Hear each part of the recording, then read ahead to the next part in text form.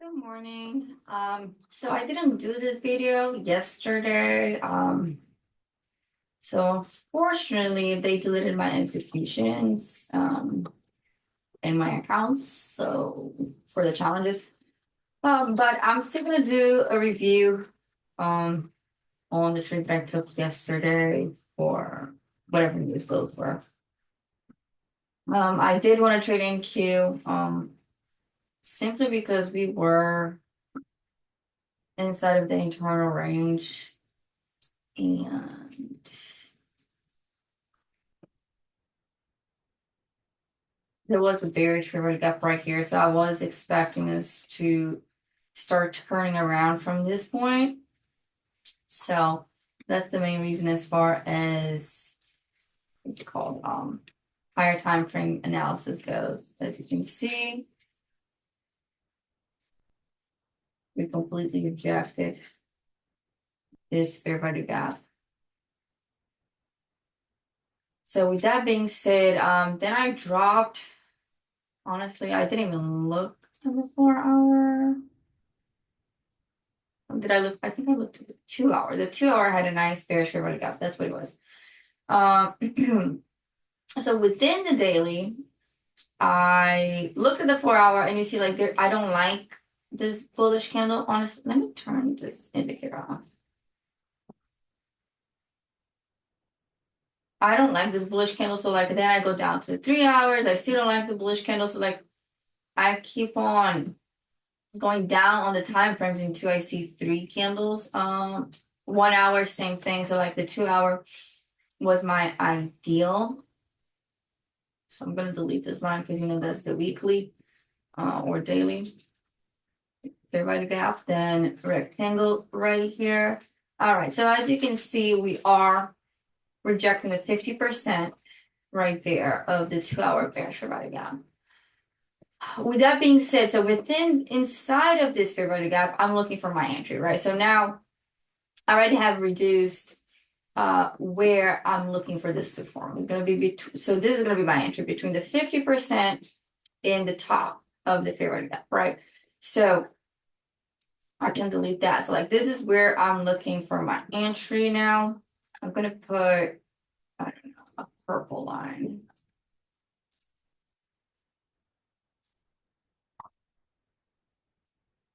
All right. So now that I have determined where in the higher time frame I want to see price reverse, then I go down. Okay, so now we're in the 15 minutes.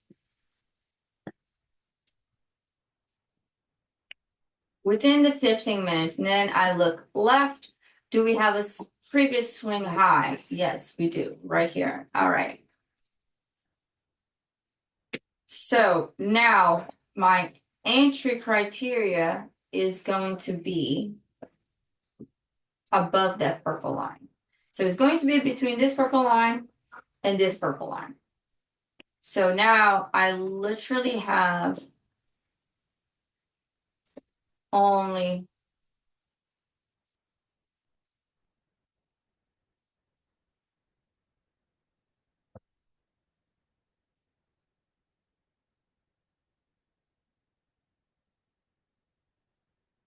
this is my area of entry. Okay. So it's literally 23 points. It's not a lot, especially because even if I were to just get in on like as soon as the order block forms, this is where I want to see the rejection come from, right? Then I just go down even lower on the time frame. And I think I'm down to 1 minute.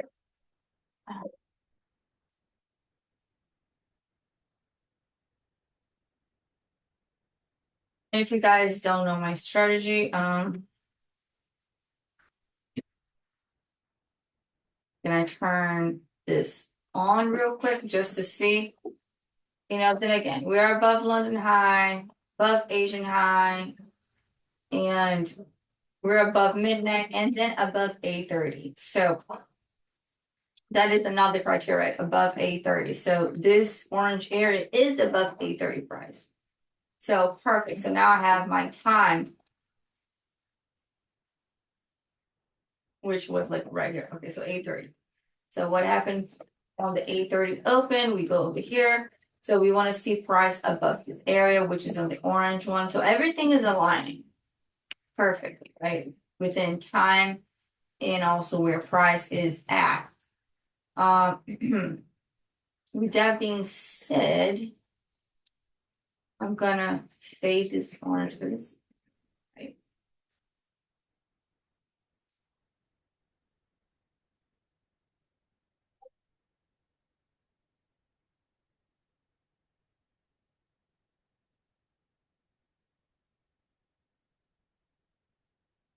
And I mainly use just lines, right? So we already talked about that previous high, but I'm gonna mark just so you guys have a visual representation.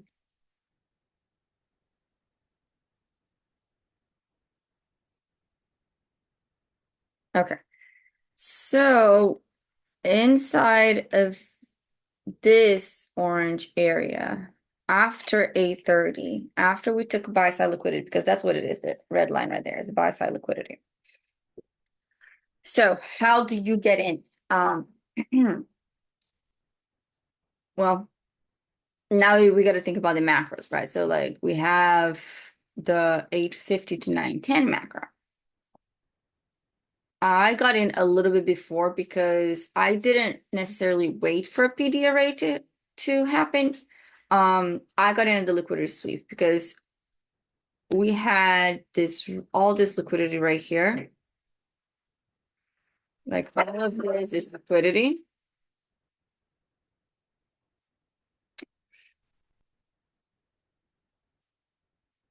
So all of this is liquidity. So as soon as we swept this liquidity, I got in a turtle soup right here. I do not recommend people doing that because unless you know exactly what you're looking for, like I said, it was liquidity sweep for me, exactly where I needed it to be. Because at this point, I could have used a 13-point stop or like 15 just to be safe because I didn't want to see price go above that. So to me, it was worth the risk. But the trade that I sent on my Discord was actually this breaker.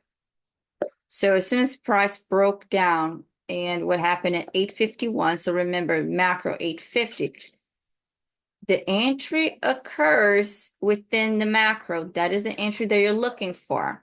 So now we have a breaker with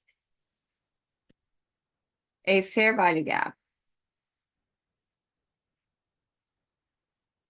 I'm going to delete this orange because it's driving me insane.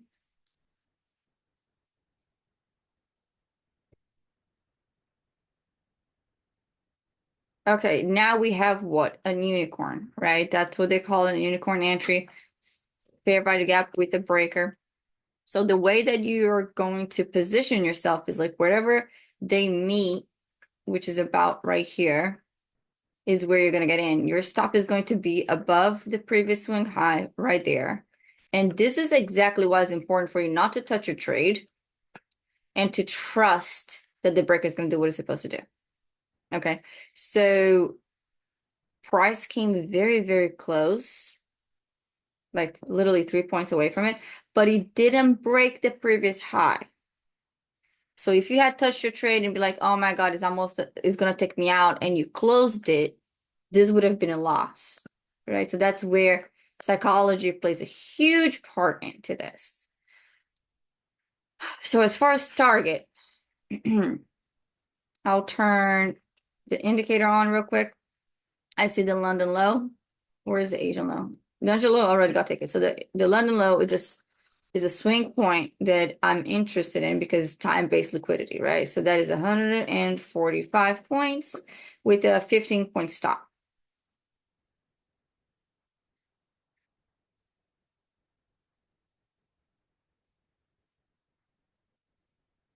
So this was the trade I took. This is what I was, exactly what I was looking for.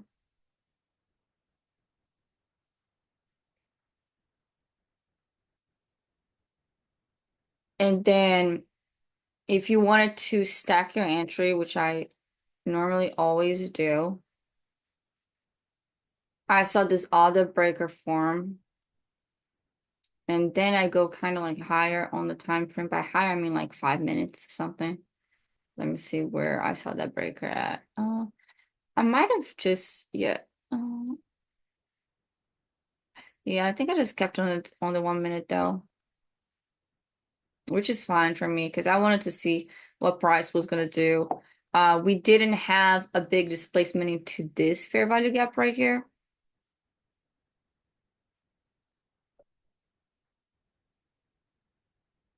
So what do we have? We have a fair value gap with the breaker. Same concept. The stop loss is gonna be a little bit longer because wherever you meet the fair value gap with the breaker is where you get your entry. So the entry would have been right there. Stop loss would have been above the candle that formed the fair value gap. So right there.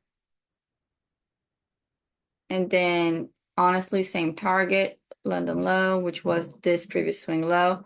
But then again, you take profit as you go. You see, like every time you see a swing, like right here, you take profit, right?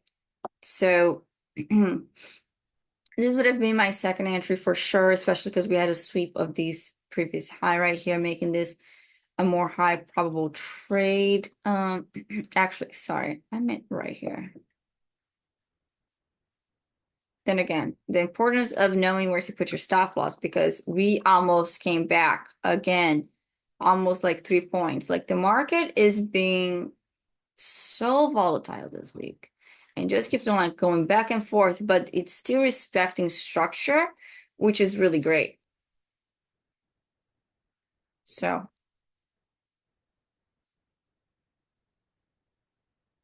as long as you have your stop loss where it's supposed to be, the market is not going to touch it.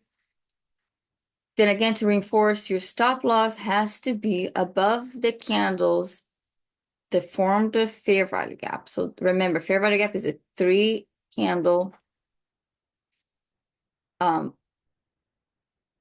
3 candle entry. So you have 3 bearish candles. It's going to be on top of the very first one on your swing high right there. And this is also why I don't really put trades a break even, especially when it's like less than 25 points. I'm definitely not putting in a break even, and especially on volatile days as well. So this is my trade breakdown. I know there was an execution. I actually posted the execution on Instagram. So if you wanted to see the actual entry, you can go over there.